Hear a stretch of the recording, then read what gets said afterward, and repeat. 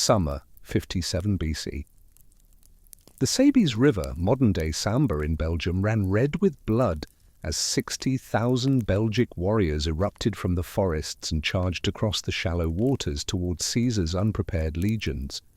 The Roman soldiers, caught in the middle of constructing their camp, scrambled for weapons as a wall of screaming Celtic warriors bore down on them with iron swords raised and shields locked. For a few terrifying hours that afternoon, it seemed Julius Caesar, the greatest military commander in Roman history, would meet his end on a riverbank in northern Gaul, overwhelmed by warriors he would later call the bravest of all the Gauls. The Nervi, leading this massive assault, had sworn they would never submit to Roman rule. They very nearly made good on that promise, but who were these fierce Belgae who nearly destroyed Rome's finest army? Their story begins not with Rome, but centuries earlier, around 500 BC, when Celtic peoples in northwestern Europe were undergoing a profound cultural transformation.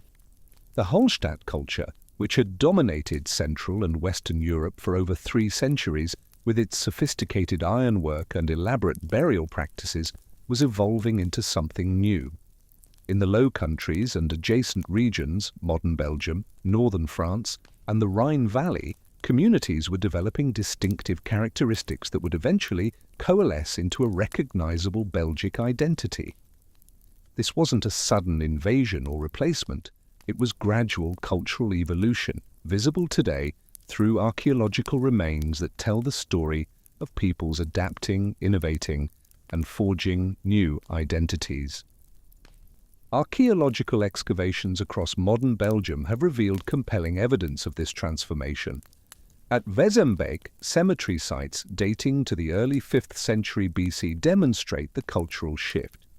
The graves contain iron weapons, including long swords and spearheads, bronze fibulae with distinctive local decorative motifs, and pottery that blends Hallstatt forms with emerging Latène stylistic elements.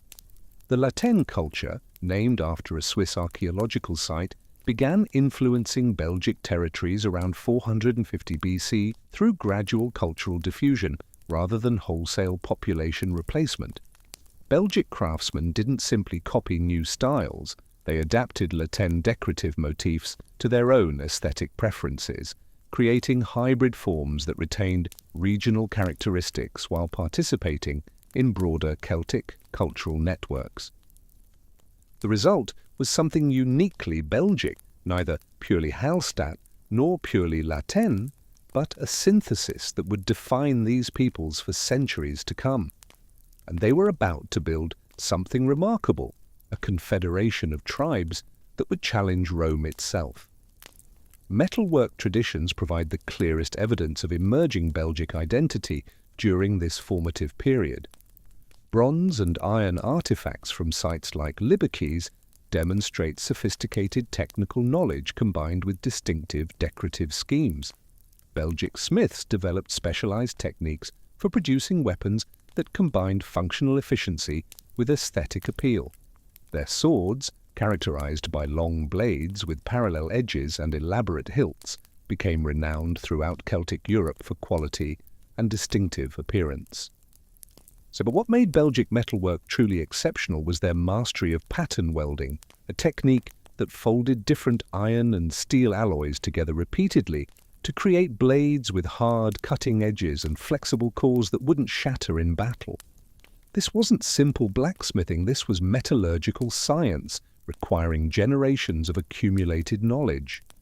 The torques produced by Belgic craftsmen deserve particular attention for their technical and artistic merit. These neck rings, symbols of elite status throughout the Celtic world, show distinctive regional characteristics in Belgic examples. They typically feature twisted wire construction with elaborate terminals decorated with geometric or zoomorphic motifs. The gold torque discovered at Frasnes-les-Alvins demonstrates the highest level of craftsmanship with intricate repoussé work and granulation techniques rivaling contemporary Mediterranean examples. When you see these artifacts in museums today, gleaming gold twisted into impossible complexity, you're looking at objects that once announced their wearer's status as warrior, chief, or noble. These weren't just jewelry, they were declarations of power and identity worn into battle and carried into the grave. Settlement patterns during this formative period reveal sophisticated territorial organization and defensive planning. The Belgae developed fortified settlements called oppida, though their examples differed significantly from the massive hill forts constructed by other Celtic peoples. Belgic oppida typically occupied naturally defensible positions along river valleys or elevated plateaus, but they were generally smaller and more numerous than their counterparts in Gaul or Britain. The oppidum at Braves provides exceptional insight into early Belgic settlement organization. Occupied from the 3rd century BC onward, the site reveals careful urban planning with distinct residential, craft production, and ceremonial areas. The settlement's defensive earthworks, timber-reinforced ramparts and deep ditches, demonstrate sophisticated engineering knowledge adapted to local topographical conditions. Within these fortifications, excavations have uncovered specialized craft workshops producing iron tools, bronze casting, and pottery.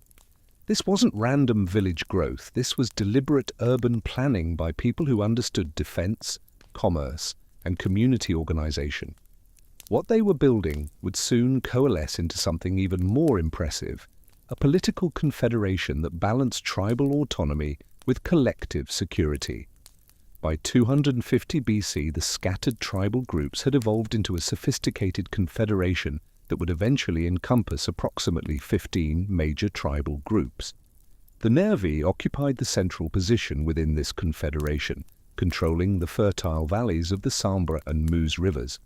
Their territory extended from the forested Ardennes in the south to the coastal plains near modern Antwerp in the north. Archaeological evidence from sites like Bavay reveals a sophisticated settlement hierarchy, with the Nervi maintaining several fortified centers serving as administrative and ceremonial focal points. The largest covered approximately 40 hectares and contained specialized quarters for craft production, religious activities, and elite residences. These weren't primitive tribal camps, these were proto-cities demonstrating political sophistication that would later both impress and terrify Roman observers. The Ambiani controlled the Somme Valley, establishing their primary center near modern Amiens. Their territory provided crucial access to the English Channel, making them essential partners in cross-channel trade and communication. Excavations have revealed extensive ritual complexes suggesting the Ambiani played particularly important roles in Confederation religious ceremonies. Sites contain evidence of large-scale gatherings with temporary structures capable of accommodating hundreds of participants from across Belgic territories. These weren't just economic centers, they were spiritual hearts of the Confederation, where tribes renewed their bonds through shared religious practices and collective ceremonies that reinforced cultural unity. North of the Ambiani, the Morini occupied the coastal regions from the Scheldt estuary to the Rhine delta. Their strategic position controlling channel crossings made them wealthy through trade tolls and customs duties. The Morini developed specialized knowledge of maritime navigation and shipbuilding, constructing vessels capable of carrying substantial cargo loads across the treacherous waters between continental Europe and Britain. Their settlements show evidence of sophisticated harbor facilities and shipyards that could accommodate vessels of various sizes. When Caesar later attempted to invade Britain, Morini ships and maritime expertise would prove crucial, though not always in ways he appreciated. The Atrebates maintained control over the Artois region, serving as intermediaries between coastal tribes and those of the interior. Their territory contained important iron deposits providing raw materials for weapons and tools throughout the Confederation. Archaeological evidence reveals extensive mining operations and specialized metalworking centers, producing standardized weapons for distribution across Belgic territories. But the Atrebates were essentially the Confederation's armory, their smiths supplying the swords and spears that would later face Roman legions. But military hardware alone wouldn't be enough. What the Belgae needed was political unity, and they were building exactly that through one of the most sophisticated governmental systems in Celtic Europe. The confederation operated through a council system that brought together representatives from each major tribal group for discussions of common concerns. These assemblies typically convened during major religious festivals, combining political deliberations with ceremonial activities that reinforced cultural unity. The location rotated among different tribal centers, ensuring no single group could dominate confederation politics through geographical advantages. This was democracy, Celtic style. Not the formal voting systems of Greece and Rome, but consensus building through extended discussion and negotiation that respected each tribe's autonomy while achieving collective decisions on matters affecting all. Leadership within individual tribes followed patterns common throughout the Celtic world, with authority divided between war chiefs, religious leaders, and civil administrators. War chiefs, typically chosen from established noble families, held responsibility for military operations and external relations. Their authority was generally temporary, activated during periods of conflict or external threat. During peacetime, civil leaders from the same noble families managed internal affairs, trade relations, and legal disputes. This separation of powers prevented any single individual from accumulating excessive authority, a check and balance system the Romans would have recognized, though they'd never admit barbarians capable of such sophistication. The social hierarchy supporting this political system rested on complex interplay of birth, wealth, and achievement, creating multiple pathways to elite status. At the apex stood noble families, claiming descent from legendary heroes who maintained positions through inherited wealth, military prowess, and religious authority. These families controlled the largest agricultural estates, the most productive mines and workshops, and the most important trade connections. But, and this is crucial, the warrior culture that permeated Belgic society created opportunities for social advancement based on military achievement. Young men from non-noble families could gain recognition and wealth through exceptional performance in battle, raiding expeditions, or single combat. Successful warriors received gifts of weapons, animals, and land from their leaders, gradually accumulating resources necessary to establish their own followings and achieve quasi-noble status. Archaeological evidence from weapon deposits and burial sites reveals the sophisticated military equipment employed by Belgic warriors. The standard warrior carried a long iron sword suspended from a decorated belt, a wooden shield reinforced with iron bosses and rim fittings, and one or more spears designed for both throwing and thrusting. Elite warriors possessed additional equipment, including mail armor, bronze helmets, and ceremonial weapons reserved for special occasions. This wasn't random equipment. This was standardized military gear indicating coordinated production and distribution systems. The Belgae were building an army, and they would need every bit of that military strength because two threats were approaching, one from the north, one from the south. Germanic invasions would test their defenses, and Rome would test their very survival. Part 5. 2,000 characters. Trade networks developed by the Belgae extended far beyond their immediate territories, connecting them with Germanic peoples across the Rhine, Mediterranean civilizations through various intermediaries, and British tribes across the Channel. Evidence for these connections appears through imported goods and adoption of foreign technologies. Contact with Germanic tribes involved both peaceful exchange and periodic conflict. Archaeological evidence suggests regular trade in raw materials, particularly iron ore and salt, in exchange for manufactured goods and luxury items. Germanic amber appears regularly in Belgic contexts, while Belgic metalwork has been found in Germanic settlements across the river. These exchanges facilitated cultural diffusion in both directions, with Germanic influences visible in certain aspects of Belgic material culture, particularly in pottery styles and decorative motifs. Mediterranean connections, while less direct than those with Germanic peoples, proved equally significant. The Greek colony of Massalia, modern Marseille, served as a crucial intermediary, facilitating the flow of Mediterranean goods northward through established trade routes. Wine amphorae from Mediterranean sources appear in elite Belgic contexts, indicating participation in the prestige goods networks that characterized late Iron Age Europe. These weren't just trade goods, they were status symbols. Drinking wine from Mediterranean amphorae, using imported glass vessels, wearing jewelry made with techniques learned from Greek craftsmen.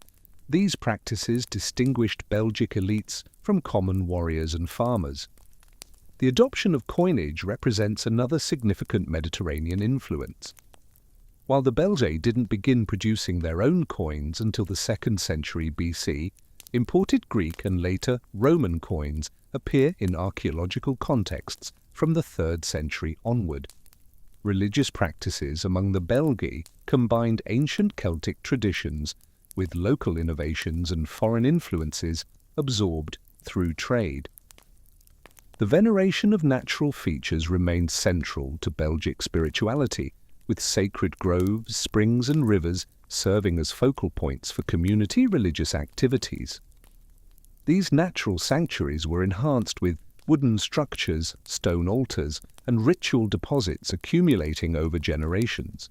Sacred groves provided settings for the most important religious ceremonies. Archaeological investigations have revealed the remains of wooden temples surrounded by ritual enclosures where weapons, tools, and personal ornaments were deposited as offerings to the gods. The careful arrangement of these deposits suggests sophisticated ritual procedures requiring specialized knowledge and formal training. The Druids who conducted these ceremonies possessed authority extending far beyond simple religious functions to encompass legal, educational, and political responsibilities. Ritual deposits in rivers and springs represent one of the most distinctive aspects of Belgic religious practice. These offerings, typically consisting of weapons, tools, and personal ornaments, were carefully selected and prepared before being consigned to the waters. The weapons often show evidence of ritual killing through deliberate bending or breaking, suggesting beliefs about the spiritual transformation of objects offered to the gods. Similar deposits in Belgic rivers contain hundreds of objects spanning several centuries of continuous deposition. The consistency of these practices across different tribal territories suggests shared religious beliefs and coordinated ceremonial procedures. But this prosperous, sophisticated civilization was about to face unprecedented challenges. Between 113 and 101 BC, massive Germanic invasions would sweep through Gaul, testing everything the Belgae had built. The Cimbri and Teutones, Germanic tribes, driven from their homelands in Jutland by climatic changes and population pressure, swept through Gaul in massive migrations that displaced established populations and disrupted traditional territorial arrangements. The Cimbri, estimated by Roman sources to number over 300,000 including non-combatants, initially moved westward around 113 BC. The sheer scale of this population movement created massive logistical challenges as migrants required extensive territories for their herds, agricultural activities, and temporary settlements. This wasn't an army, this was an entire people on the move, desperate for new lands and willing to fight anyone who stood in their way. Contemporary accounts describe the Cimbri as formidable warriors who fought with distinctive weapons and tactics differing significantly from both Celtic and Roman military practices. Their warriors carried long swords and heavy spears, fought primarily on foot in dense formations, and employed psychological warfare techniques, including war cries and intimidating appearance modifications. The women accompanying the migration reportedly participated in combat operations and served as fierce defenders of baggage trains and temporary camps. When these Germanic hordes entered Belgic territory, the confederation faced its greatest test since its formation, Could their political unity and military organization withstand this overwhelming pressure? The invasions prompted significant population movements within Belgic territories as communities fled advancing Germanic forces or sought more defensible positions. Hill forts that had been abandoned or lightly occupied were rapidly refortified, while new defensive positions were constructed at strategic locations throughout the Confederation. Archaeological evidence reveals destruction layers dating to the late 2nd century BC, containing evidence of burning, hasty burials, and abandonment of valuable objects, suggesting rapid evacuation under military pressure. Weapon deposits from this period show increased quantities of damaged arms and armor, indicating intensive combat operations and ritual treatment of battlefield casualties. The crisis was real, immediate, and existential. Defensive alliances formed during this crisis period created new political relationships that would influence Belgic Confederation structure for generations. Tribes that had previously maintained only loose connections were forced to coordinate military operations, share intelligence about enemy movements, and provide mutual support during siege operations. These wartime partnerships often evolved into permanent political arrangements that strengthened Confederation unity while altering traditional authority relationships. The Belgae survived the Germanic invasions through military effectiveness, political coordination, and sheer determination. But the crisis taught them something crucial. Their world was changing, and new threats were emerging. From the south, Roman influence was creeping northward through Gaul like a rising tide. And Rome, unlike the Germanic tribes, didn't just raid and move on. Rome conquered. Rome stayed. Rome transformed everything it touched. The Belgae were about to discover this firsthand. By 100 BC, Roman influence was spreading northward through Gaul with increasing speed and intensity. Roman merchants appeared in Belgic territories carrying wine, amphorae, bronze vessels, and stories of Roman power that both attracted and alarmed local leaders. The Aedui, controlling territories in modern Burgundy, served as the primary conduit for initial Roman-Belgic relations. Their alliance with Rome, formalized around 120 BC, granted them privileged access to Roman markets and military support. Aeduan merchants began appearing in Belgic territories during the early 1st century BC, facilitating diplomatic communications between Roman officials and Belgic leaders. This wasn't innocent commerce, this was reconnaissance, intelligence gathering, and the slow preparation for what would come next. Archaeological evidence from sites like Belgae and Amiens reveals the material impact of these early Roman connections. Roman wine amphorae, previously rare in Belgic contexts, became increasingly common in elite burial and settlement assemblages after 100 BC. These vessels, manufactured in Italian workshops and transported through Aeduan networks, represented more than simple trade goods. They symbolized participation in Roman dining customs and social practices carrying significant prestige value among Belgic nobility. Some nobles saw opportunities to enhance their wealth and prestige through Roman connections, importing luxury goods and adopting Roman customs to distinguish themselves from their peers. Others viewed Roman influence with deep suspicion, recognizing potential threats to traditional authority structures and cultural practices that had sustained the Confederation for generations. The Nervi, occupying the central position within the Confederation, initially maintained cautious neutrality toward Roman advances. Their leaders participated in diplomatic exchanges and permitted Roman merchants to operate within their territories, but avoided formal alliances that might compromise their independence. Archaeological evidence from Nervian sites shows selective adoption of Roman goods with emphasis on practical items like tools and weapons, rather than luxury objects, indicating deeper cultural accommodation. They were taking what was useful while rejecting what threatened their identity.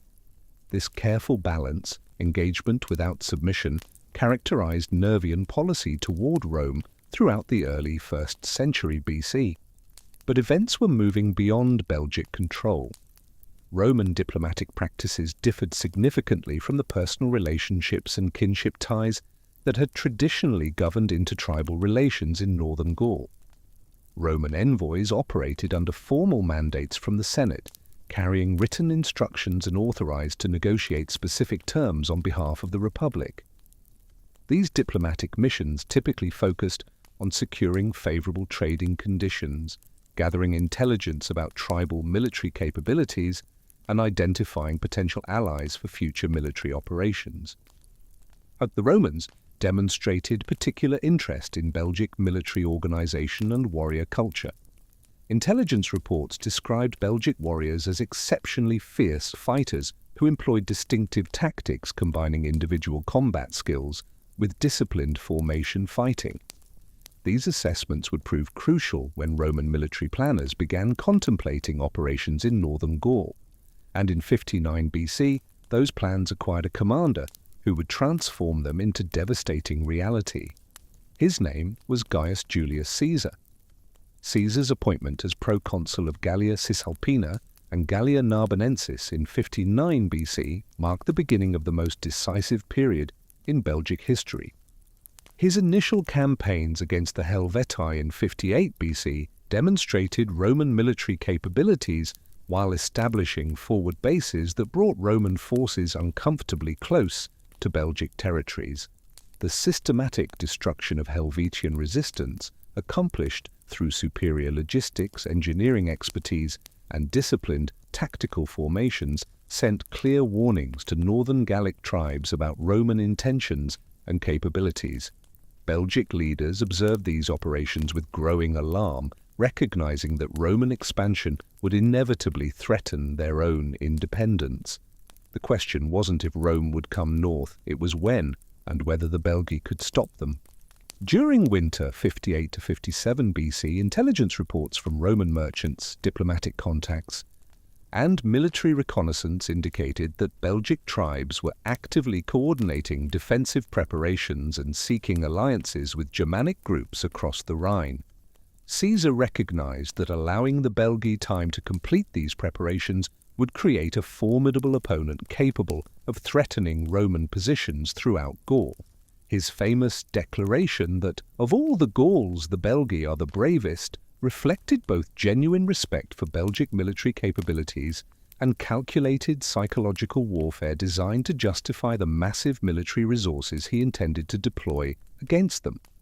This assessment, preserved in his Commentarii de Bello Gallico, acknowledged Belgic reputation for fierce resistance, while emphasizing the glory that would accrue to Roman forces who successfully conquered such formidable opponents. The Belgic response involved extensive diplomatic and military preparations demonstrating the Confederation's organizational sophistication. Tribal leaders convened emergency assemblies throughout winter 58 to 57 BC, coordinating defensive strategies and establishing mutual support agreements transcending traditional territorial boundaries. These preparations included standardizing weapons and equipment, establishing common supply depots, and developing communication systems that could coordinate operations across the Confederation's extensive territories. The Nervi assumed primary leadership of Confederation military planning, leveraging their central position, and established diplomatic relationships with other tribal groups. Their war chiefs developed innovative approaches that combined traditional Celtic warrior culture with tactical adaptations designed to neutralize Roman superiority in engineering and formation fighting. Caesar's campaign preparations during spring 57 BC revealed the massive scale of Roman military commitment to Belgic conquest. 4 full legions, totaling approximately 24,000 heavy infantry, formed the core of Roman forces, supplemented by substantial auxiliary units drawn from recently conquered Gallic tribes. Roman logistical arrangements demonstrated the sophisticated supply systems enabling sustained military operations far from Roman bases. Supply trains stretching for miles carried standardized equipment, weapons, food supplies, and engineering materials necessary for extended campaigning in hostile territory. The initial Roman advance into Belgic territory began in early spring 57 BC, with Caesar's forces moving northward from their winter quarters. Roman engineers constructed temporary bridges across major rivers, while advanced scouts established communication networks. The collision was inevitable, and it would be catastrophic. Summer 57 BC.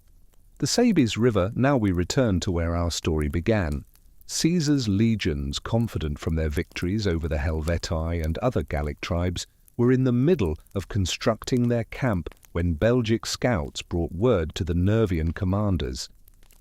The Romans were vulnerable, divided, unprepared. This was the moment. The Nervi, Atrebates, and Viromandui had assembled a massive army, perhaps 60,000 warriors, and concealed them in the dense forests along the river. Roman soldiers, exhausted from the march and focused on construction duties, had stacked their weapons and were digging ditches when the forest suddenly exploded with warriors. The Belgic battle plan revealed sophisticated tactical thinking. The Nervi positioned their forces in dense forests, concealing their numbers, while providing natural barriers against Roman cavalry charges. Atrebates' contingents occupied elevated positions, commanding river crossings, while Viromandui forces controlled supply routes, threatening Roman communications. When the signal came, warriors erupted from the trees and charged across the shallow river in a coordinated assault that achieved complete tactical surprise. Roman accounts describe legionaries scrambling for weapons as Belgic warriors burst into their incomplete camp, engaging them in desperate close-quarters combat before Roman formations could properly deploy. The initial phases of the battle nearly resulted in Roman defeat, as Belgic forces achieved tactical surprise through coordinated attacks exploiting weaknesses in Roman deployment. Nervian warriors launched devastating charges against Roman positions, while legions were still establishing their battle formations. The ferocity and coordination of these attacks overwhelmed Roman advance guards and threatened to destroy entire legion formations before they could organize effective resistance. Caesar later wrote that the Nervi fought with such fierce determination that when the front ranks fell, those behind stepped over their bodies to continue the assault. The dead and dying formed ramparts over which fresh warriors climbed to reach Roman positions. Roman soldiers, veterans of numerous campaigns, had never seen anything like it. For several hours, the outcome hung in balance.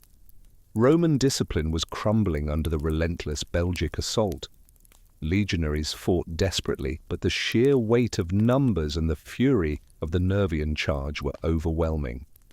Entire cohorts were on the verge of breaking.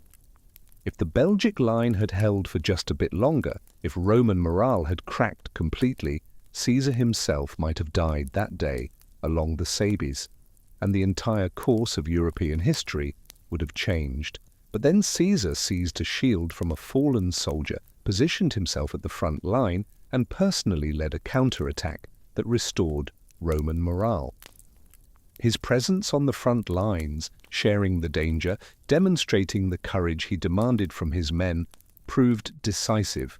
The Romans rallied, and the tide slowly, brutally began to turn. The turning point came when Roman tactical discipline and superior equipment began to overcome Belgic numerical advantages and initial surprise. Roman formations, once properly established, proved capable of withstanding Belgic charges while inflicting devastating casualties through coordinated javelin volleys and disciplined sword work. The systematic nature of Roman combat techniques, thousands of hours practicing the same maneuvers, the same sword thrusts, the same shield movements, gradually wore down Belgic resistance despite their continued fierce fighting. The grinding efficiency of Roman military training proved its worth in blood. Every Roman soldier knew exactly where he should be, exactly what he should do, and exactly how to coordinate with the men beside him. The Belgae fought with incredible courage, but courage alone couldn't overcome superior organization. Belgic casualties at the Sabes reached catastrophic levels as Roman tactical advantages accumulated throughout the prolonged battle. The Nervi, who had led the Confederation's military efforts, suffered particularly severe losses among their warrior elite and tribal leadership. Contemporary estimates suggest over 60,000 Belgic warriors died in the battle, representing a substantial portion of the Confederation's military strength and political leadership. Entire noble families were wiped out. Generations of warriors, fathers, sons, brothers, died together in the blood-soaked mud along the river. Caesar's account claims that of the Nervi's 60,000 warriors, only 500 survived. While this number is likely exaggerated for dramatic effect, the scale of the disaster was undeniable.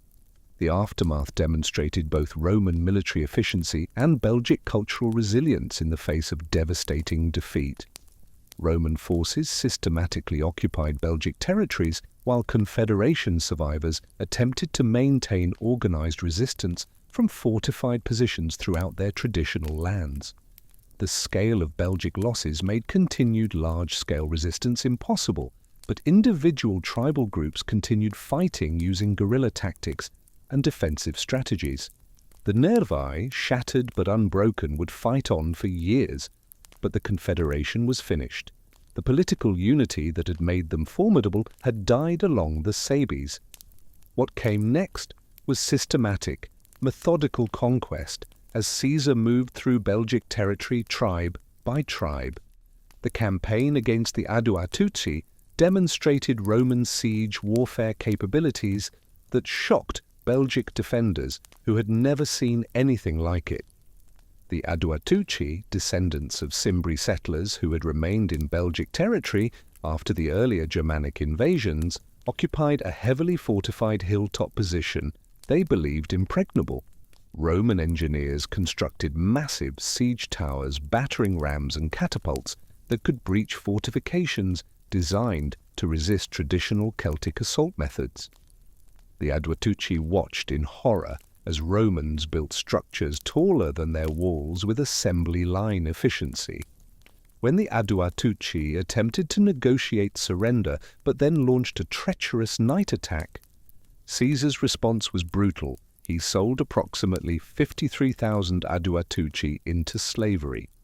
The entire tribe, men, women, children, scattered across the Mediterranean world as slaves. The message was clear: resist Rome and die, or worse, lose everything including your freedom. Most remaining Belgic tribes chose submission. The age of Belgic independence was over. The age of Roman Gaul was beginning. The creation of Gallia Belgica as a distinct administrative province occurred gradually between 50 and 27 BC as Roman officials developed governance structures appropriate to the region's unique characteristics. Unlike Mediterranean provinces where Roman rule could build upon existing urban centers, Belgic territories required fundamental reorganization of settlement patterns and political institutions. The province initially encompassed territories from the Seine River in the south to the Rhine frontier in the north, including lands formerly controlled by the Nervi, Ambiani, Atrebates, Morini, and numerous smaller tribal groups. It was a massive undertaking, transforming a collection of fiercely independent Celtic tribes into functioning components of the Roman Empire. Roman territorial organization divided former Belgic lands into civitates that preserved tribal identities while subordinating them to imperial authority. The Civitas Nerviorum, centered at Belgae, encompassed traditional Nervian territories along the Sambre and Meuse valleys. Roman surveyors established precise boundaries using natural features and artificial markers, creating defined administrative units that replaced the fluid territorial arrangements characteristic of Celtic political organization. These civitates served as basic units of provincial administration, responsible for tax collection, military recruitment, and local governance under Roman supervision. It was brilliant colonial policy, preserved just enough of traditional identity to prevent rebellion, while imposing enough control to ensure obedience. The imposition of Roman law throughout Belgic territories required fundamental changes in legal procedures and social relationships that had governed Celtic communities for generations. Roman legal principles based on written statutes and formal court procedures replaced traditional Celtic justice systems relying on oral traditions and personal relationships. The establishment of Roman courts in major settlements provided venues for resolving disputes according to imperial legal standards, while Roman magistrates assumed judicial responsibilities previously exercised by druids and tribal leaders. For Celtic peoples accustomed to flexible, negotiated justice, Roman law's rigid formality must have seemed both alien and oppressive. Property law underwent particularly significant transformation as Roman concepts of individual ownership replaced Celtic traditions of communal land tenure and kinship-based resource rights. Roman surveyors conducted systematic land assessments, establishing individual property boundaries and creating written records of ownership that could be enforced through imperial legal mechanisms. Suddenly, land that had belonged to extended families for generations could be bought, sold, or seized for debt according to Roman law. Wealth that had been measured in cattle and community status was now measured in precisely surveyed hectares and legal documents. The transformation extended to every aspect of life: marriage customs, inheritance rights, religious practices, even personal names. Roman citizenship became the ultimate prize, carrying legal privileges that made the difference between prosperity and poverty, justice and oppression. The Belgae were learning to be Roman, and surprisingly many would embrace it. Because Roman rule, for all its brutality and conquest, brought something the Confederation had never achieved: lasting peace and unprecedented prosperity. What happened next would transform former Belgic lands into some of the wealthiest territories in the Roman Empire. By 100 AD, systematic integration of Belgic lands into imperial economic networks, combined with strategic investments in infrastructure and urban planning, had generated wealth and cultural achievements rivaling the most prosperous provinces of the Roman Empire. Augusta Treverorum, modern Trier, emerged as the crown jewel of Belgic urban development during the early 2nd century AD. The city's strategic position along the Moselle River, combined with its proximity to the Rhine frontier, made it an essential administrative centre for imperial operations throughout northern Gaul and Germania. Roman engineers transformed the modest Treveri settlement into a monumental urban complex, demonstrating imperial architectural ambitions adapted to northern European conditions.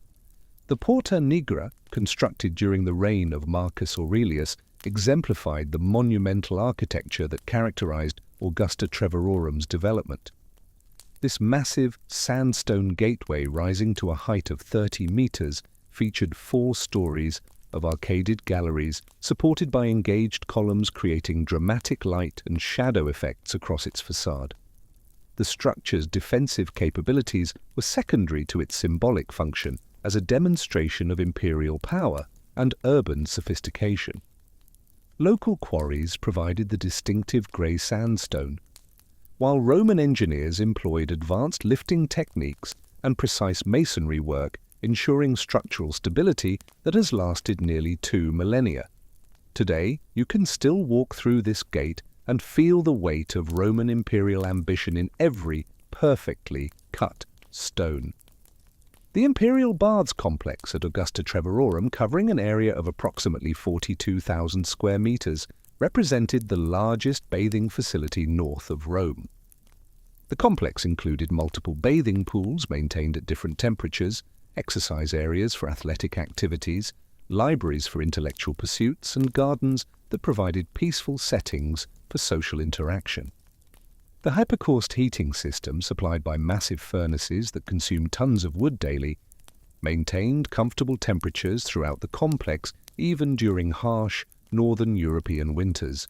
Elaborate mosaic floors depicted mythological scenes and geometric patterns that rivaled the finest decorative work found in Mediterranean cities. These weren't just baths, they were social centers where business deals were made, political alliances forged, and Roman culture transmitted to Romanized Belgic elites. Dura Cortorum, modern Reims, experienced equally impressive development as Roman investment transformed it into a major commercial and administrative center. The city's position along the Via Agrippa made it a crucial transportation hub connecting the Rhine frontier with central Gaul and the Mediterranean provinces. Roman urban planners expanded the original Remi settlement to encompass over 600 hectares, creating one of the largest urban areas in northern Gaul. The Forum complex demonstrated successful integration of Roman civic architecture with regional building traditions and materials. Local limestone provided building material for columns and decorative elements. Commercial districts within Dura Cortorum reflected the city's role as a manufacturing and trading center, supplying markets throughout northern Gaul. But this golden age of prosperity wouldn't last forever. The 3rd century was approaching, and with it would come crisis that would test everything Rome had built in these territories. The crisis of the 3rd century subjected former Belgic territories to unprecedented pressures that tested the resilience of Romano-Celtic society and ultimately transformed the region's political, economic, and cultural foundations. The first major disruption came through intensified barbarian pressure along the Rhine frontier as Germanic tribes, themselves displaced by population movements further east, began launching increasingly aggressive raids into Roman territory. The Alemanni, a confederation of Germanic tribes that had coalesced during the early 3rd century, proved particularly threatening due to their sophisticated military organization and strategic coordination. These weren't the disorganized raiders of earlier centuries, these were coordinated military operations aimed at permanent territorial conquest. Archaeological evidence from sites along the Rhine frontier reveals the material impact of these Germanic incursions on civilian populations. Coin hoards buried during the 250s and 260s AD, discovered at locations from Tongeren to Bavay, contained substantial quantities of silver and bronze coins that their owners never returned to retrieve. The systematic pattern of these deposits, concentrated in rural areas and smaller towns, suggests widespread population displacement as residents fled advancing Germanic forces. Destruction layers at villa sites near the frontier contain evidence of burning, hasty abandonment, and deliberate concealment of valuable objects. The sophisticated agricultural systems that had supported urban populations couldn't function under constant military threat. Estate owners who had invested in vineyard development and specialized livestock breeding found their investments worthless as security conditions made normal farming operations impossible. The economic disruption extended far beyond immediate frontier zones. Trade routes that had connected Belgic territories with markets throughout the empire became increasingly dangerous and unreliable as Germanic raiders targeted merchant caravans and river transport. The Via Agrippa, which had served as the backbone of regional commerce for over 2 centuries, required constant military escorts that increased transportation costs while reducing the volume of goods that could be moved efficiently.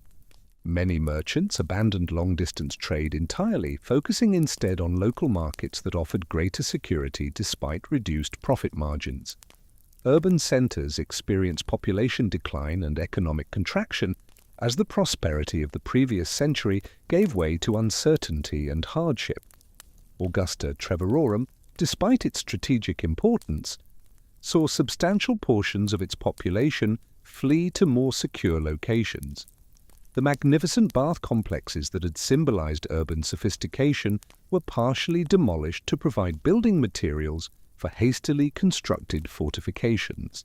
The breakdown of imperial authority created opportunities for ambitious individuals to establish independent power bases. Military commanders, faced with irregular pay and inadequate supplies, began relying on local resources and developing personal loyalty relationships with their troops that superseded formal imperial command structures.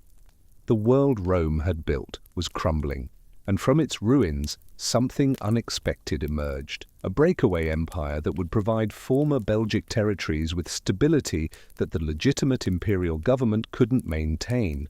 The Gallic Empire was about to be born.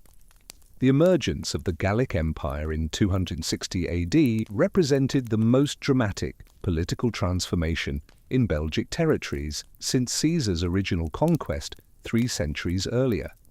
Postumus, a Roman military commander of probable Belgic origin, established an independent state encompassing Gaul, Britain, and parts of Germania in direct defiance of imperial authority.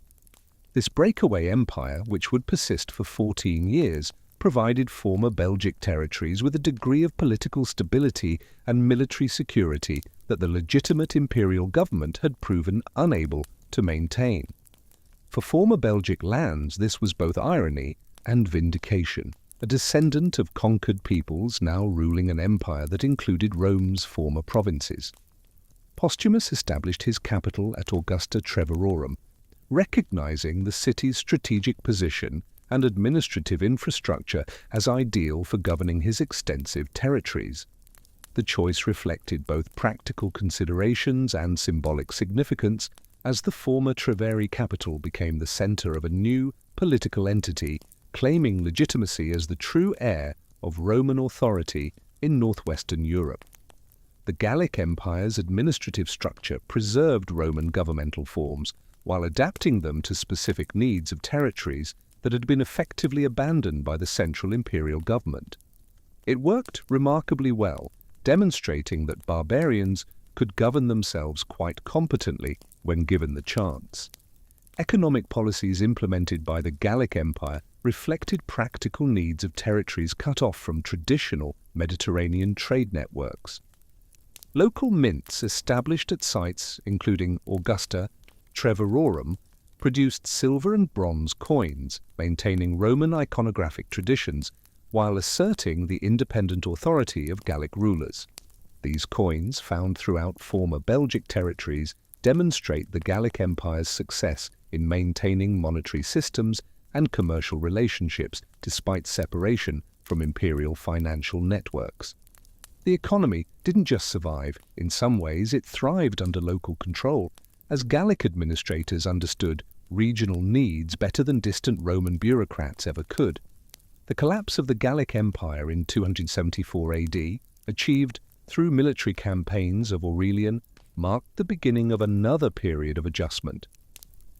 Imperial reconquest involved substantial military operations causing additional destruction and population displacement, while restoration of central authority required extensive administrative reorganization. But Rome wasn't finished with these territories. New reforms were coming under Emperor Diocletian that would fundamentally reorganize provincial administration. The creation of Belgica Prima and Belgica Secunda as separate administrative units reflected both practical governance considerations and recognition that the region's strategic importance required specialized administrative arrangements. The tetrarchic system provided former Belgic territories with more direct imperial attention than they'd received in generations, but even these reforms couldn't stop what was coming.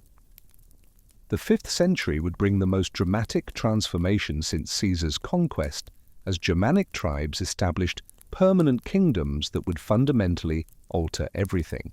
The Roman world was ending, the medieval world was beginning. And the Belgae, their name would fade, but their lands would become the birthplace of new kingdoms. The 5th century witnessed the most dramatic transformation of these territories since Caesar's original conquest, as Germanic tribes established permanent kingdoms, fundamentally altering the region's demographic composition, political structures, and cultural identity. The Salian Franks emerged as the most significant Germanic group to establish lasting control over substantial portions of former Belgic territory. Unlike earlier raids and temporary occupations, Frankish settlement represented systematic colonization involving entire tribal populations seeking permanent homes in the fertile river valleys of northern Gaul. This wasn't conquest followed by withdrawal, this was migration, settlement, and the creation of entirely new political entities. Archaeological evidence from sites along the Scheldt and Meuse rivers reveals extensive Frankish cemeteries dating from the early 5th century, containing distinctive grave goods demonstrating the presence of complete family groups. women, children, and elderly individuals who had clearly come to stay rather than simply raid. The material culture found in these early Frankish settlements shows significant continuity with Germanic traditions, while incorporating elements adapted from Romano-Belgic practices. Frankish warriors were buried with their characteristic francisca, throwing axes, long swords with pattern-welded blades, and shield bosses decorated with geometric designs. But these weapons often accompanied Roman-style belt fittings, imported glass vessels, and coins demonstrating ongoing commercial relationships. The process of Frankish territorial acquisition involved both violent conquest and negotiated settlement arrangements. Some Frankish groups established themselves through military force, overwhelming weakened Roman garrisons and displacing existing populations who fled southward. Other Frankish settlements appear to have been established through federati agreements with Roman authorities, who recognized that Germanic federates could provide more effective territorial defense than increasingly unreliable imperial forces. And the foederati system became the primary mechanism for managing barbarian settlement in territories where Roman administrative control remained nominally intact. Childeric's tomb, discovered at Tournai in 1653, exemplified this hybrid status as both Germanic war leader and Roman federatus. His burial goods, dating to approximately 481 AD, included traditional Frankish weapons and regalia, alongside Roman military insignia and imperial coins demonstrating his dual role within both Germanic and Roman political systems.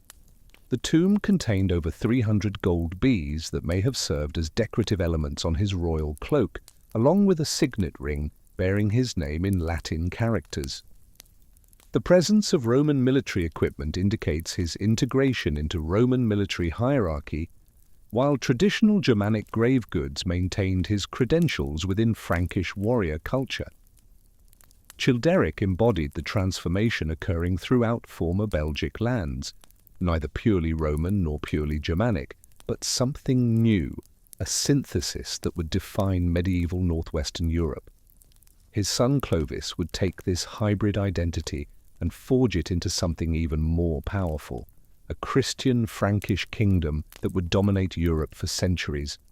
The gradual conversion of Frankish populations to Christianity represented one of the most significant cultural transformations of the late 5th century, with profound implications for political organization, social relationships, and cultural identity throughout the region.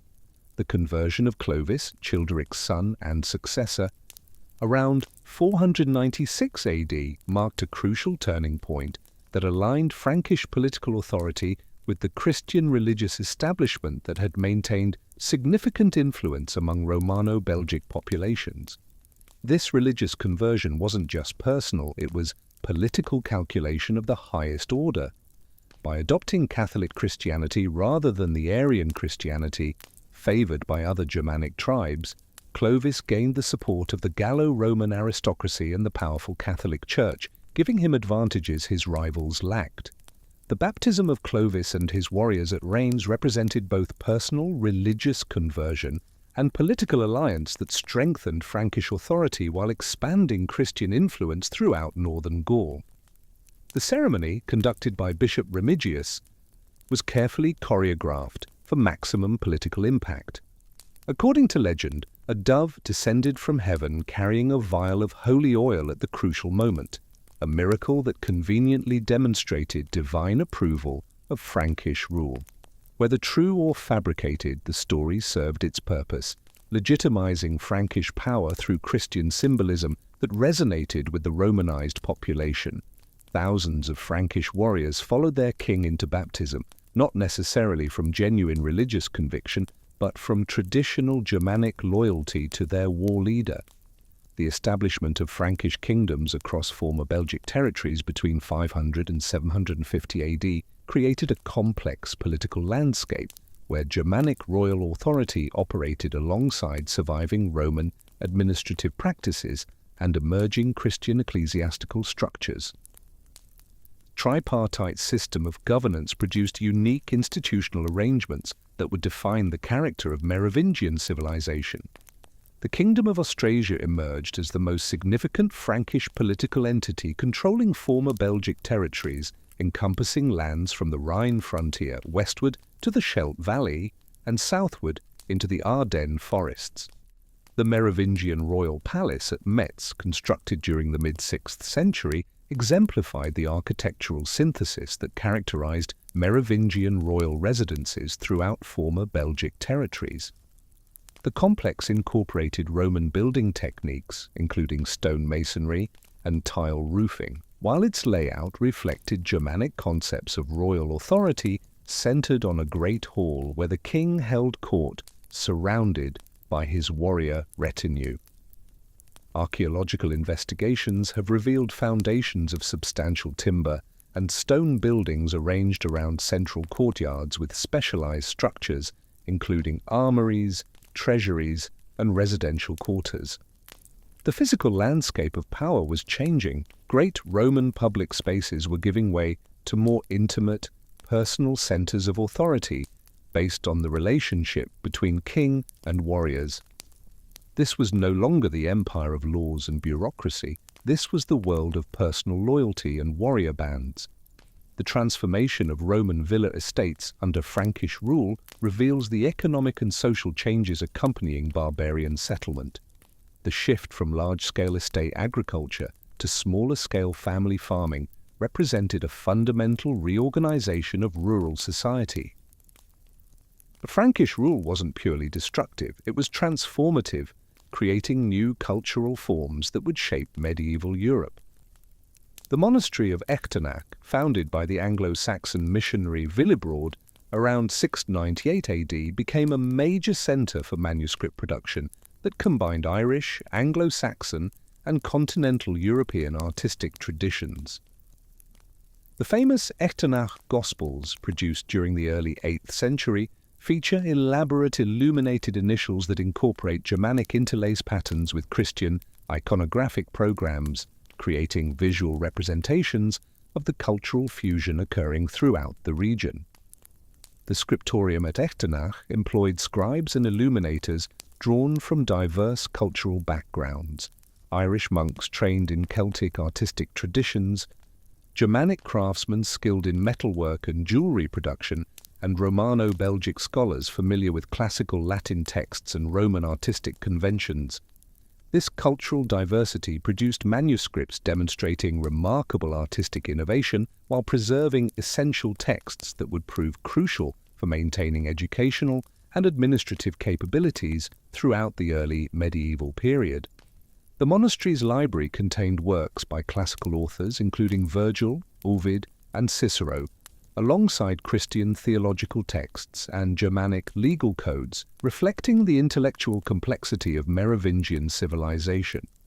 These weren't just books, they were lifelines connecting the medieval world to classical learning. Without monasteries like Echternach preserving and copying ancient texts, much of classical literature would have been lost forever. Monks painstakingly copied manuscripts by hand, year after year, preserving knowledge through Europe's darkest centuries. Urban centers throughout former Belgic territories experienced varying degrees of continuity and transformation under Frankish rule, depending on their strategic importance and the circumstances of barbarian takeover. Augusta Treverorum maintained significant population and administrative functions due to its position as a regional capital and substantial defensive fortifications. Frankish rulers recognized the city's value as an administrative center and invested resources in maintaining its infrastructure while adapting governmental institutions to Germanic political practices. The city's walls were maintained and strengthened, while public buildings were converted to serve new administrative and ceremonial functions, reflecting Frankish royal authority rather than Roman imperial administration. Smaller urban centers experienced more dramatic transformations as Frankish settlement disrupted the commercial networks and administrative systems that had sustained Roman town life. Belgae, former administrative center of Nervian territory, saw substantial population decline as its Roman civic functions became irrelevant under Frankish rule. Archaeological evidence shows the abandonment of Roman-style houses and their replacement by Germanic timber buildings, reflecting different domestic practices and social organizations. The town's amphitheatre was partially dismantled, its stone blocks reused for constructing defensive walls and residential buildings. The urban world was shrinking, fragmenting, becoming something more local and more personal. The great imperial systems were giving way to relationships based on personal loyalty and military strength. But through all these changes, one crucial question remained: what happened to the memory of the Belgae themselves? Who preserved their story? And how would medieval chroniclers understand these ancient peoples through the lens of their own very different world? Gregory of Tours, writing his Historiarum in the late 6th century, provided one of the earliest post-classical treatments of Belgic history within a broader narrative of Frankish political development. Gregory's account drew heavily on Caesar's Commentari de Bello Gallico, but his interpretation reflected the political and religious concerns of Merovingian Francia rather than genuine historical interest in pre-Roman Celtic societies. Gregory portrayed the Belgae as fierce barbarians whose resistance to Roman civilization demonstrated the primitive nature of pagan societies, while simultaneously praising their courage as ancestors of the Christian Franks who had inherited their territorial domains. This dual perspective created lasting ambiguities in medieval understanding of Belgic history that would influence scholarly interpretation for centuries. Gregory's treatment of the Battle of the Sabes exemplified his approach to ancient history as moral instruction for contemporary audiences. His description emphasized divine providence that enabled Roman victory over pagan forces while portraying Belgic resistance as misguided opposition to civilizing influences that God intended to spread throughout Europe. The Nervi received particular attention as examples of noble savagery whose fierce independence demonstrated both admirable courage and tragic ignorance of Christian truth. Gregory's narrative established interpretive frameworks that medieval readers would apply to Belgic history, emphasizing religious and moral lessons rather than systematic historical analysis. Later, Frankish chroniclers continued this pattern of selective interpretation, incorporating Belgic history into genealogical narratives that legitimized contemporary political arrangements. The anonymous author of the Liber Historiae Francorum, composed around 727 AD, traced Frankish origins to Trojan refugees who had allegedly settled in Germanic territories before conquering Gaul from its Celtic inhabitants. This fabricated genealogy relegated the Belgae to the role of displaced natives whose defeat by Frankish ancestors demonstrated divine approval for Germanic rule throughout former Roman territories. Such narratives reflected medieval concepts of political legitimacy based on conquest and divine sanction rather than historical accuracy. The Carolingian Renaissance of the 8th and 9th centuries brought renewed scholarly interest in classical texts, including Caesar's accounts of the Belgic Wars. But this revival occurred within intellectual frameworks that prioritized moral and theological instruction over historical understanding.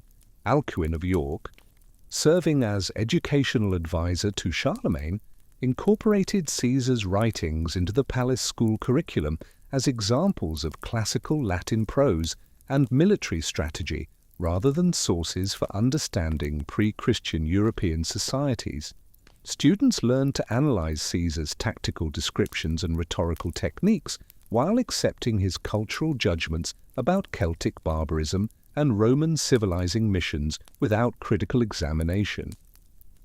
The Belgae were becoming footnotes in someone else's story, brave but doomed primitives whose main historical function was to make Rome look more impressive by comparison. Their true story, the story of a sophisticated confederation that nearly defeated Caesar himself, that developed complex political systems and created remarkable artistic achievements, was waiting to be rediscovered by future generations of scholars. But that rediscovery wouldn't come for many centuries. The Renaissance brought dramatic changes in scholarly approaches to ancient history as humanist scholars developed new methods for analyzing classical texts and archaeological evidence. However, initial Renaissance interest in Belgic history remained limited due to the period's focus on Greek and Roman achievements rather than the barbarian societies that classical authors described as primitive and culturally inferior. The development of antiquarian studies during the 16th and 17th centuries marked the beginning of systematic efforts to understand pre-Roman European societies through both textual analysis and material evidence.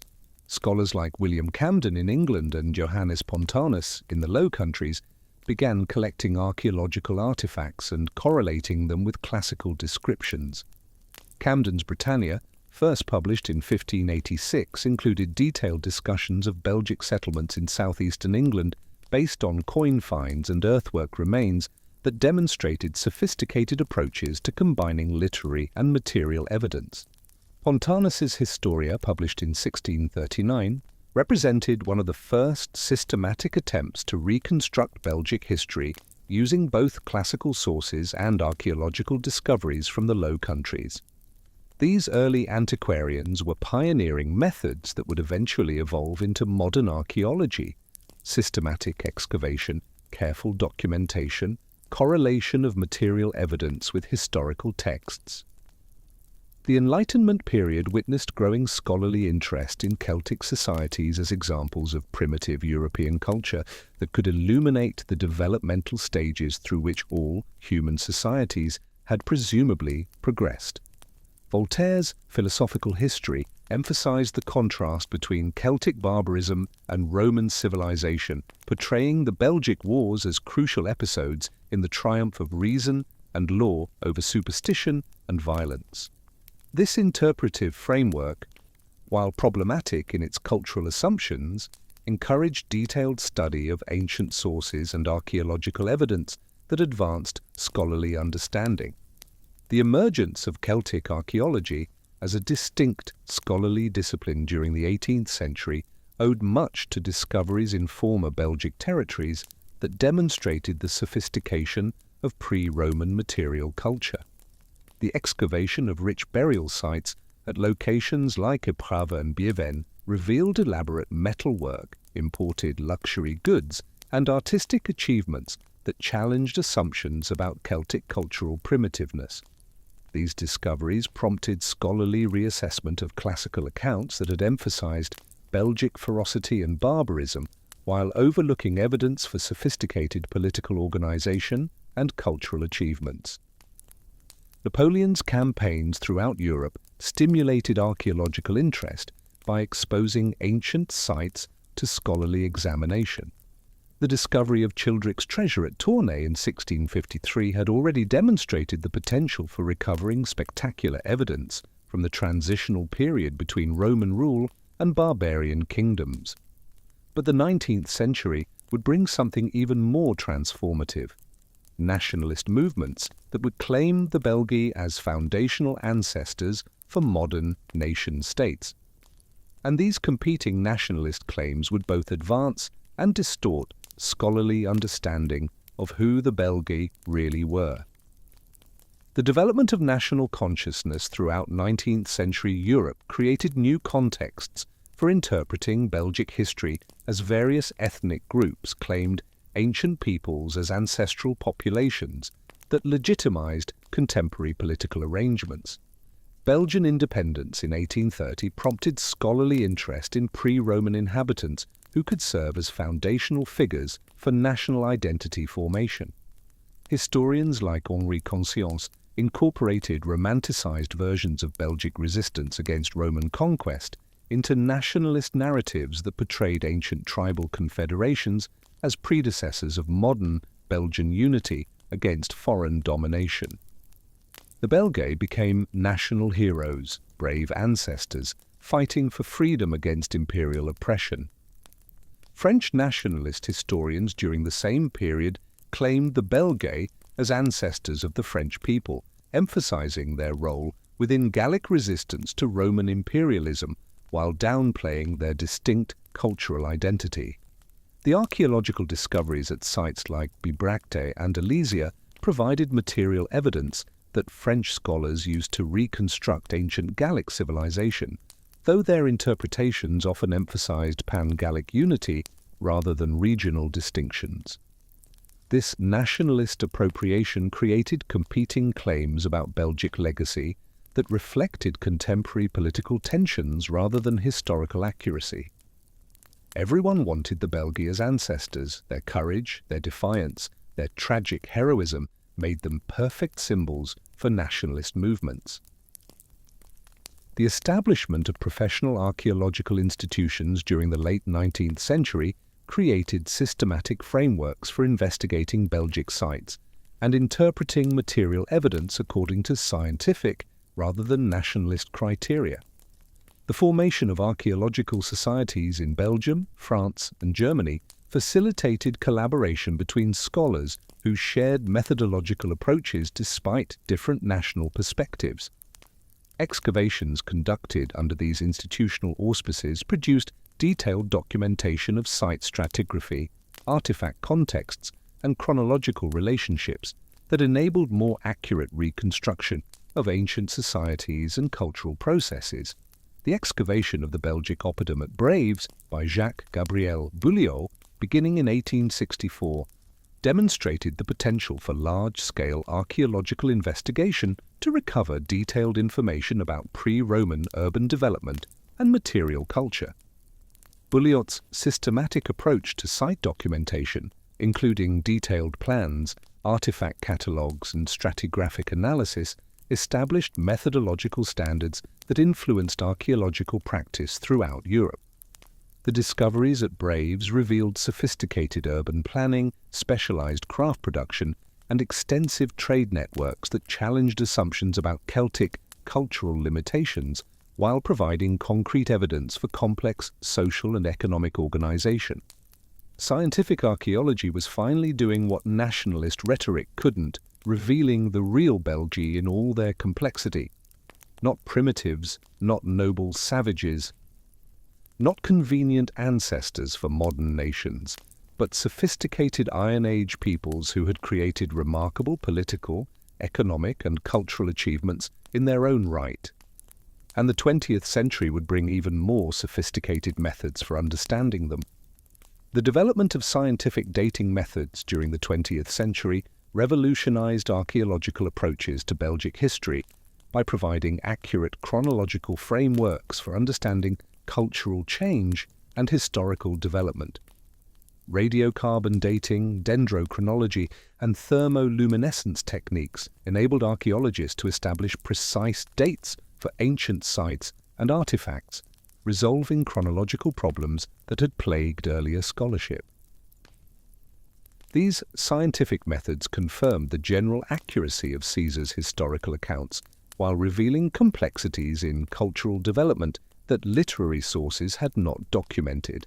Finally, archaeologists could determine exactly when sites were occupied, when artifacts were made, and how cultures evolved over time.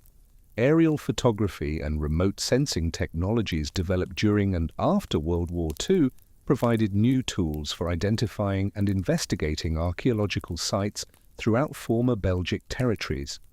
Aerial surveys revealed extensive field systems, settlement patterns, and defensive earthworks that had been invisible to ground-based investigation. The discovery of previously unknown oppida and villa sites through aerial reconnaissance demonstrated the density of ancient settlement and the sophistication of land use systems that had supported substantial populations. From the air, patterns invisible at ground level suddenly became clear: ancient roads, field boundaries, fortification systems that had been ploughed over but still left traces in crop growth and soil color. Modern excavation techniques, including stratigraphic analysis, environmental sampling, and computer-assisted documentation, have produced detailed reconstructions of ancient life that far exceed the scope of earlier archaeological investigations. The excavation of waterlogged sites has preserved organic materials including wooden tools, textile fragments, and food remains that provide intimate glimpses of daily life in ancient Celtic communities. Similar preservation conditions at sites in former Belgic territories have yielded comparable evidence for ancient technology, diet, and domestic practices. We can now identify what crops they grew, what animals they raised, what diseases they suffered, even what parasites afflicted them. The lives of individual Belgae, not just kings and warriors, but farmers and craftsmen, women and children, are becoming visible through scientific archaeology. The application of scientific analysis to archaeological artifacts has revealed sophisticated technologies and extensive trade networks that demonstrate the complexity of pre-Roman European societies. Metallurgical analysis of Belgic weapons and tools has shown advanced knowledge of iron and steel production, while chemical analysis of pottery and glass has traced raw material sources and manufacturing techniques. These scientific approaches have confirmed the extensive commercial relationships that connected Belgic territories with markets throughout Europe, while revealing the technical expertise that characterized Celtic craftsmanship. Every new discovery, every refined dating technique, every scientific analysis adds more detail to our understanding. The picture that emerges is of a civilization far more sophisticated than classical authors ever acknowledged. Caesar called them the bravest of all the Gauls. Modern archaeology reveals they were also among the most innovative, most organized, and most culturally sophisticated peoples of Iron Age Europe. Contemporary archaeological research continues to expand understanding of Belgic society through interdisciplinary approaches that combine traditional excavation methods with scientific analysis, environmental reconstruction, and comparative studies. Recent discoveries at sites like Coron in central France have revealed monumental architecture and urban planning that demonstrate the sophistication of late Iron Age Celtic civilization.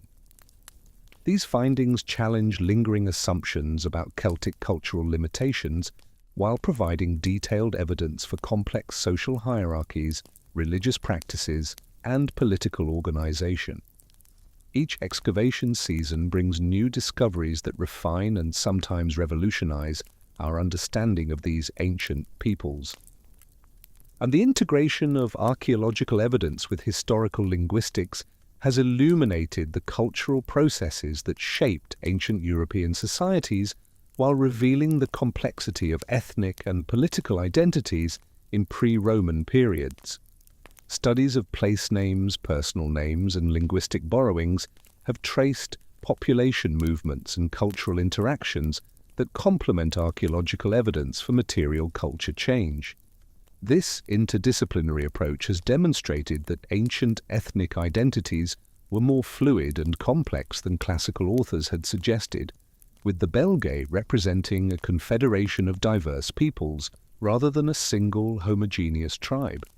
The Belgae weren't a race or even really a single people, they were a political alliance, cultural identity that developed over time through shared experiences and mutual interests. Modern scholarly assessment recognizes the Belgae as sophisticated societies that played crucial roles in late Iron Age European development while maintaining distinct cultural identities within broader Celtic civilization. Their political confederations, urban settlements, and military organizations demonstrate adaptive capabilities that enabled them to thrive in changing historical circumstances while preserving essential cultural values and practices. The archaeological record reveals artistic achievements, technological innovations, and commercial networks that establish the Belgae as significant contributors to European cultural development rather than merely obstacles to Roman expansion. The lasting influence of Belgic culture extends far beyond their direct territorial legacy to encompass contributions to European political organization, artistic traditions, and cultural identity that continue to influence contemporary society. Their federal political structures provided models for balancing local autonomy with collective security, principles that resonate in modern federal systems. Their artistic traditions influenced decorative arts throughout Northern Europe, The archaeological preservation of Belgic sites and artifacts provides ongoing opportunities for scholarly research and public education that maintain connections between contemporary populations and their ancient predecessors. When modern Belgians, French or Germans walk through their cities, travel their roads or visit archaeological sites, they're walking through landscapes shaped by people who lived over 2 millennia ago. The layers of history run deep in this soil. Belgic Oppida becoming Roman towns, becoming medieval cities, becoming modern metropolises. Each layer tells part of the story of how Europe became what it is today. So what should we remember about the Belgae? Not just that Caesar called them the bravest of all the Gauls, though that acknowledgement from history's most successful military commander means something profound. Not just that they nearly destroyed Roman legions at the Sabis, though that near victory demonstrates their military prowess and tactical sophistication. Not just that they adapted successfully to Roman rule and later Frankish settlement, though that adaptability shows remarkable cultural resilience. We should remember all of it, the political sophistication that created a working confederation balancing tribal autonomy with collective security, the artistic achievements visible in their metalwork and pottery, the military capabilities that challenged Rome, the economic networks that connected diverse regions, the religious practices that bound communities together, and the cultural flexibility that enabled survival through multiple conquests and transformations. The Belgae remind us that civilization isn't something only Greeks and Romans possessed. Celtic peoples throughout Europe created sophisticated societies with complex political systems, advanced technologies, rich artistic traditions, and extensive commercial networks. And they organized themselves differently than Mediterranean civilizations, emphasizing kinship over bureaucracy, personal relationships over written law, oral tradition over written records. But different doesn't mean primitive, it means different. Their achievements deserve recognition on their own terms, not just as prelude to Roman conquest or footnote to imperial history. When we excavate a Belgic oppidum and find evidence of urban planning, specialized craft production, and long-distance trade, we're discovering people who solved the same fundamental problems all human societies face: how to organize politically, how to defend territory, how to produce and distribute goods, how to create beauty and meaning through art and religion. From the forests and river valleys of northern Gaul emerged a confederation that challenged Rome itself and nearly won. From the ashes of conquest emerged a Romano-Celtic culture that preserved elements of both traditions. From Germanic settlement emerged medieval kingdoms that synthesized Celtic, Roman, and Germanic elements into new cultural forms. At every stage, the people who had been Belgae and their descendants who carried forward aspects of Belgic culture adapted, survived, and contributed to the evolving civilizations of northwestern Europe. Their blood runs in modern European veins, their settlements underlie modern cities, their fields became medieval farms and eventually modern agricultural landscapes. The story of the Belgae is ultimately a story about human resilience, adaptability, and creativity in the face of historical challenges. It's about people building sophisticated societies suited to their environment and circumstances. It's about warriors defending their homelands with courage that earned even their enemies' respect.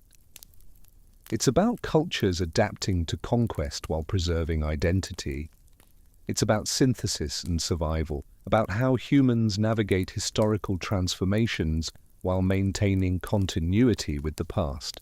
Every excavation adds details to this story. Every scientific analysis reveals new information. The Belgae are still speaking to us across the millennia through artifacts carefully preserved in museums, through ruins visited by tourists, through genetic markers in modern populations, through place names that echo ancient languages. Their civilization ended long ago, but their legacy endures in the very landscape and culture of modern Europe. The historical memory of the Belgae represents a complex interplay of ancient achievement, medieval interpretation, scholarly rediscovery, and modern appreciation that demonstrates the continuing relevance of ancient history for understanding contemporary European identity and cultural development. From their emergence as a distinct confederation in the late Iron Age through their conquest by Rome and transformation under Germanic rule, the Belgae created lasting legacies that transcend their immediate historical circumstances to influence subsequent generations throughout European history. They weren't just a footnote in Caesar's memoirs, they were protagonists in their own right, builders of a civilization that deserves remembering. Their political confederation, balancing local autonomy with collective security, preserving tribal identities while achieving political unity, adapting to external threats while maintaining cultural distinctiveness, represents a remarkable political achievement that deserves recognition alongside more famous ancient civilizations. They created a system that worked, that enabled diverse tribes to coordinate defense and commerce while maintaining their individual identities. That's not simple or primitive, that's sophisticated governance requiring careful negotiation and sustained commitment from all participants. Modern federal systems face similar challenges: how to balance unity with diversity, how to coordinate collective action while respecting local autonomy. The Belgae worked on these problems over 2,000 years ago. The military resistance they mounted against Rome, particularly the Battle of the Sabes, where Nervian warriors nearly destroyed Caesar's army through coordinated tactics and sheer courage, demonstrates military capabilities that commanded even their enemies' respect. Caesar's famous assessment wasn't empty rhetoric, it was acknowledgement from history's greatest military commander that these people had pushed his legions to the very brink of disaster. That they ultimately lost doesn't diminish their achievement, it confirms the magnitude of what Rome had to overcome. Rome conquered the Mediterranean world with relative ease. The Belgae made them fight for every inch of territory. The cultural synthesis that occurred during Romanization and later Frankish settlement shows the Belgae's adaptive capabilities. They didn't simply disappear when conquered, they adapted, incorporated new elements, preserved what they could of traditional practices, and helped create the Romano-Celtic and later Merovingian cultures that would define early medieval northwestern Europe. Their metalworking techniques influenced Frankish craftsmen. Their settlement patterns shaped medieval village organization. Their agricultural knowledge informed Carolingian farming practices. The genetic and cultural descendants of the Belgae didn't vanish, they transformed, evolved, and contributed to the populations and cultures that followed. Understanding this continuity helps us appreciate that history isn't simply a succession of peoples replacing each other, but a complex process of cultural evolution, adaptation, and synthesis. And the Belgae story is part of that larger human story of adaptation and survival in the face of overwhelming change. The ongoing archaeological investigation of Belgic sites ensures that future generations will continue discovering new evidence for their achievements and contributions. Every excavation season brings new discoveries: a previously unknown oppidum revealed by aerial survey, a rich burial with extraordinary grave goods, a workshop complex showing specialized craft production. Each discovery adds detail to our understanding, sometimes confirming existing theories, sometimes forcing us to reconsider everything we thought we knew. The story of the Belgae isn't finished. It's still being written by archaeologists working in Belgium, France, Germany, and beyond. Recent LiDAR surveys have revealed previously unknown oppida and settlement complexes throughout former Belgic territories. These discoveries demonstrate that the population density and urban development of late Iron Age Belgic society exceeded previous estimates, requiring scholars to revise their understanding of pre-Roman northwestern Europe. The sophisticated urban planning visible in these newly discovered sites shows that Belgic civilization achieved levels of organization and complexity that earlier generations of scholars didn't recognize or appreciate. What we once dismissed as primitive is revealed as sophisticated when examined with better tools and without cultural prejudices. Advances in DNA analysis are beginning to reveal the genetic relationships between ancient Belgic populations and their descendants in modern European populations. These studies show complex patterns of population continuity and mixture that confirm the historical record of Roman colonization, Germanic settlement, and cultural synthesis. The genetic evidence demonstrates that modern populations in Belgium, northern France, and western Germany carry genetic contributions from Celtic, Roman, and Germanic ancestors, a biological testament to the cultural mixing visible in the archaeological record. The Belgae didn't disappear, they're still here, their genes carried forward through centuries of European history. The study of Belgic history also provides valuable perspectives on contemporary issues including political confederation, cultural identity, migration, and cultural synthesis. How do diverse groups maintain distinct identities while achieving political unity? How do societies adapt to conquest and foreign domination while preserving cultural traditions? How do immigrants integrate into existing societies while contributing their own cultural elements? The Belgae faced all these challenges over their long history. Their successes and failures offer lessons, not simple answers, but historical perspective that can inform contemporary discussions. History doesn't repeat, but it does echo. The challenges the Belgae faced, building political unity among diverse groups, resisting imperial expansion, adapting to conquest, integrating with new populations, are challenges human societies still face today. Their story reminds us that these challenges aren't new, and that human societies have been finding creative solutions for millennia. We can learn from their successes and their failures if we're willing to look carefully at the evidence and think deeply about what it tells us. The Belgic Confederation's federal structure, allowing individual tribes to maintain internal autonomy while coordinating external policy and military operations, represents an early experiment in federal governance that anticipated much later political developments. The balance they achieved between unity and diversity, between collective security and local autonomy, between confederation and tribal identity, shows political sophistication that deserves serious study. They created a system that worked, not perfectly, but effectively enough to make them the most formidable opponents Rome faced in northwestern Europe. Modern nations still struggle with similar challenges: how to unite diverse populations while respecting regional identities, how to coordinate national policy while allowing local governance. The Belgae worked on these problems 2,000 years ago. Their material culture, the exquisite metalwork, the sophisticated pottery, the carefully planned settlements, demonstrates artistic and technical achievements rivaling any contemporary civilization. The gold talks found in Belgic contexts show craftsmanship equal to the finest work being produced anywhere in the ancient world. The pattern-welded swords display metallurgical knowledge requiring generations of accumulated expertise.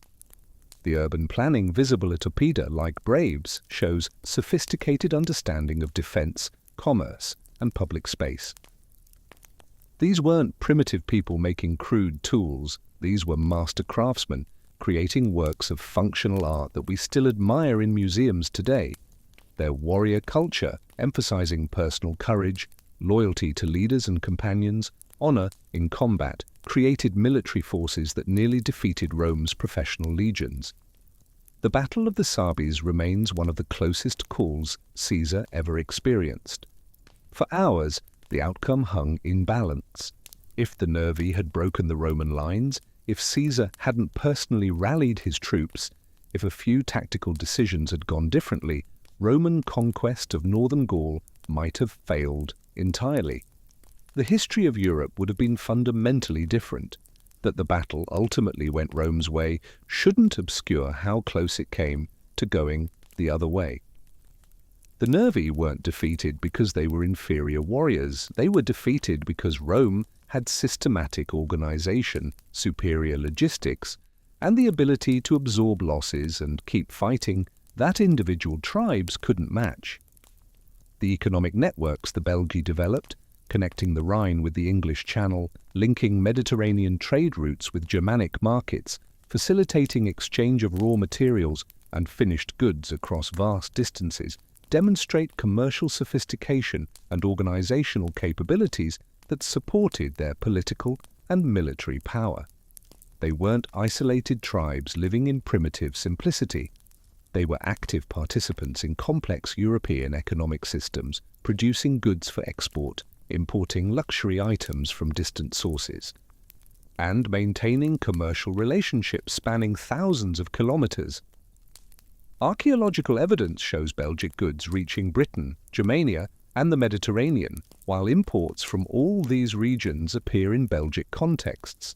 They were cosmopolitan, connected, and economically sophisticated, integrated into the broader economy of Iron Age Europe while maintaining their distinct cultural identity. In many ways, the Belgae were building their own version of civilization, different from Rome's, different from Greece's, but no less valid or sophisticated for being different. They were solving the same fundamental problems all human societies face: how to organize politically, how to defend territory, how to produce and distribute goods, how to create beauty and meaning through art and religion, how to pass knowledge and tradition from one generation to the next. They found their own answers to these universal questions. Their political system emphasized personal relationships and consensus rather than written law and bureaucracy. Their art combined functional excellence with decorative beauty rather than separating the two. Their religion focused on natural places and oral tradition rather than temples and written texts. These differences don't make them primitive, they make them different, with strengths and weaknesses that differed from Mediterranean civilizations.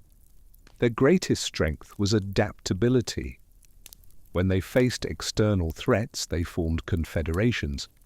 When they encountered useful foreign innovations, they adapted them to local needs. When they were conquered by Rome, they didn't simply resist to extinction, they learned to work within Roman systems while preserving elements of their identity. When Germanic tribes settled among them, Romano-Belgic populations taught the newcomers Roman techniques while learning Germanic methods, creating new cultural syntheses. This flexibility, this willingness to adapt while maintaining core identity, enabled Belgic culture to survive, transformed but not destroyed, through multiple waves of conquest and change. Their greatest weakness was probably the flip side of their greatest strength. The political system that preserved local autonomy made it difficult to coordinate large-scale sustained resistance to systematic conquest by a centralized empire like Rome. The personal relationships that bound warriors to chiefs created strong local loyalties, but made it hard to maintain discipline when individual leaders fell in battle.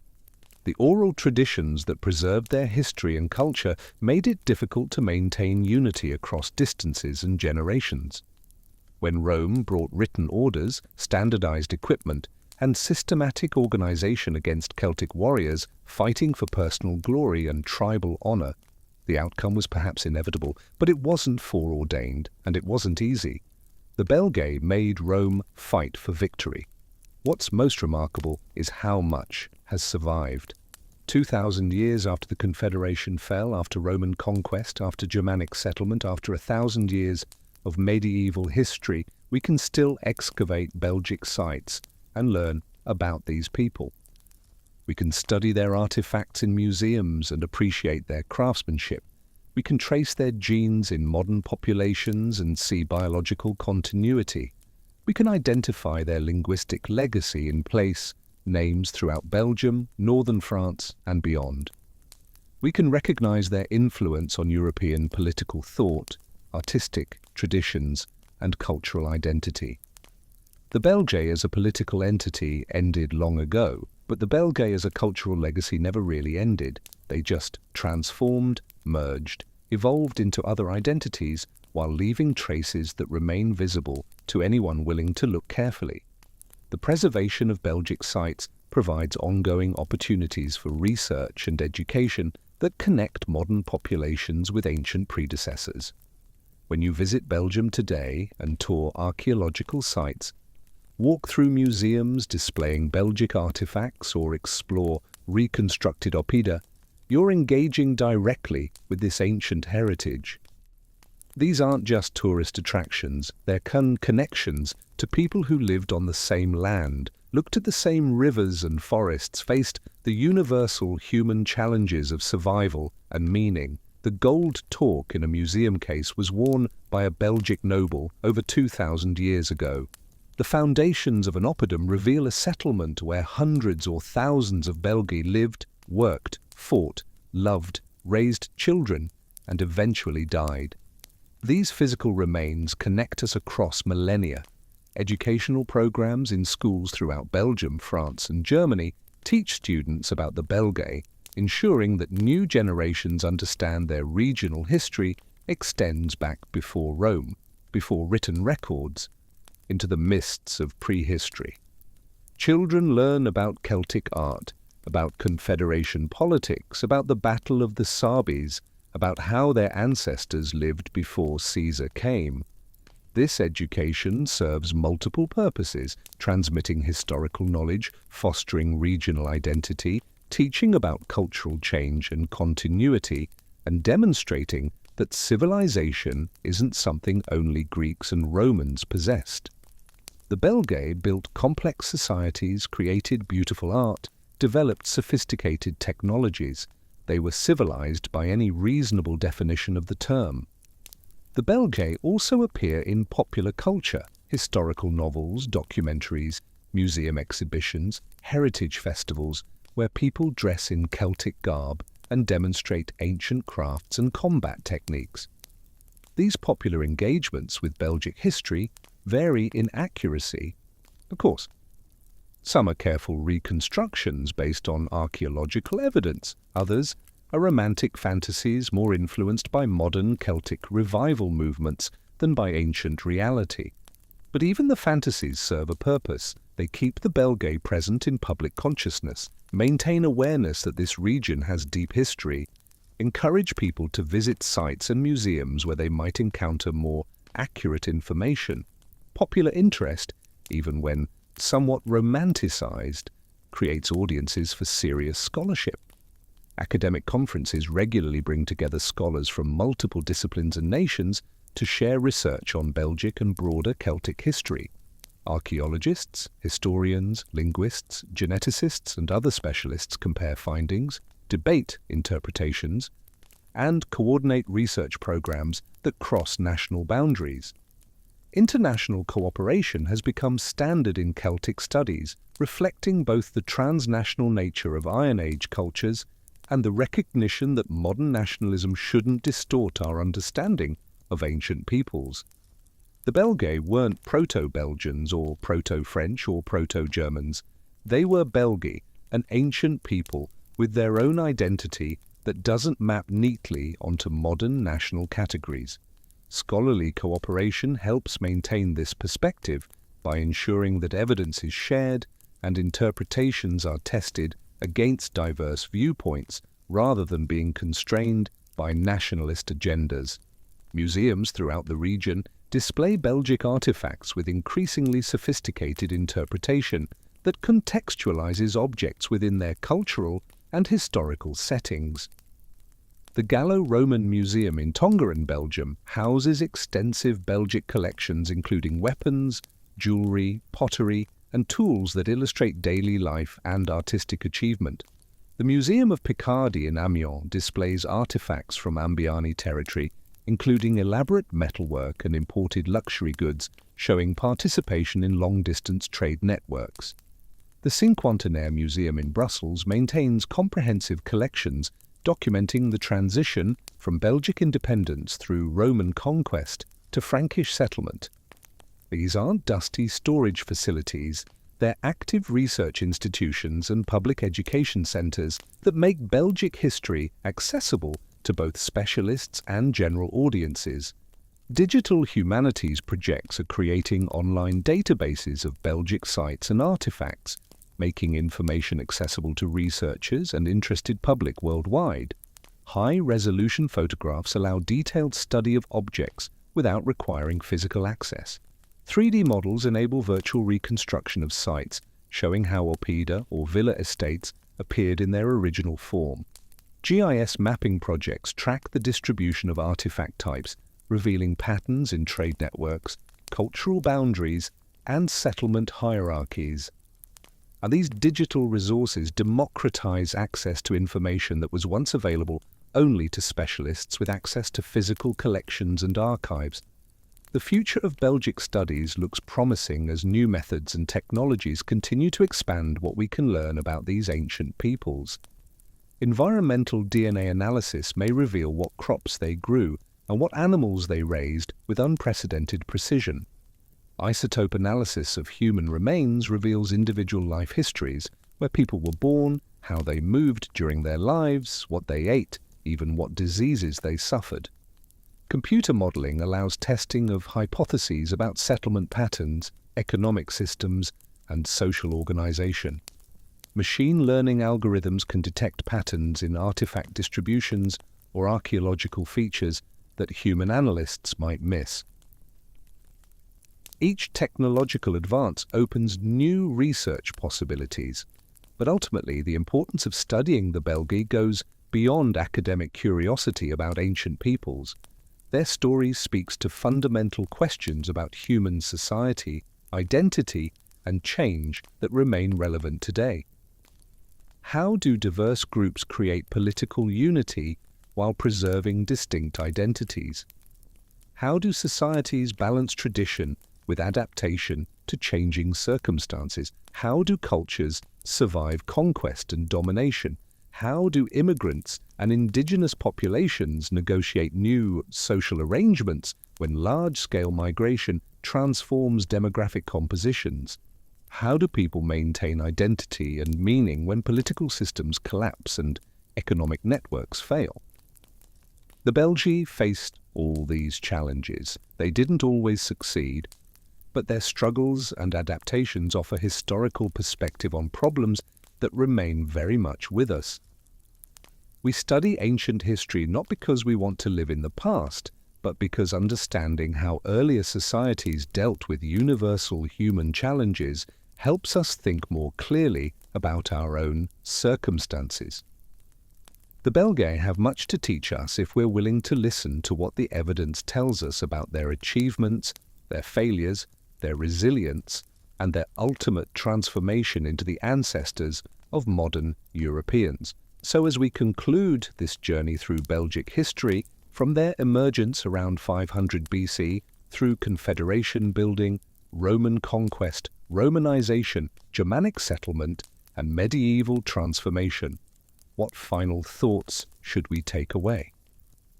The Belgae were neither the noble savages of romantic imagination nor the primitive barbarians of Roman propaganda. They were sophisticated Iron Age peoples who created complex political systems, produced remarkable art and technology, built urban centers, maintained extensive trade networks, and fought with courage that earned even their enemies respect. Their confederation demonstrated that Celtic peoples could achieve political unity without sacrificing local autonomy, a balance that challenged Roman assumptions about barbarian political capabilities. Their near victory at the Sabis demonstrated military capabilities that pushed Rome to its limits. Their adaptation to Roman rule showed cultural flexibility that enabled not just survival but prosperity under new political systems. Their synthesis with Germanic settlers created the foundations of medieval northwestern European civilization. At every stage, the Belgae and their cultural descendants proved adaptable, resilient, and creative in the face of overwhelming historical changes. They didn't simply disappear when conquered, they transformed, evolved, and contributed essential elements to the cultures that succeeded them.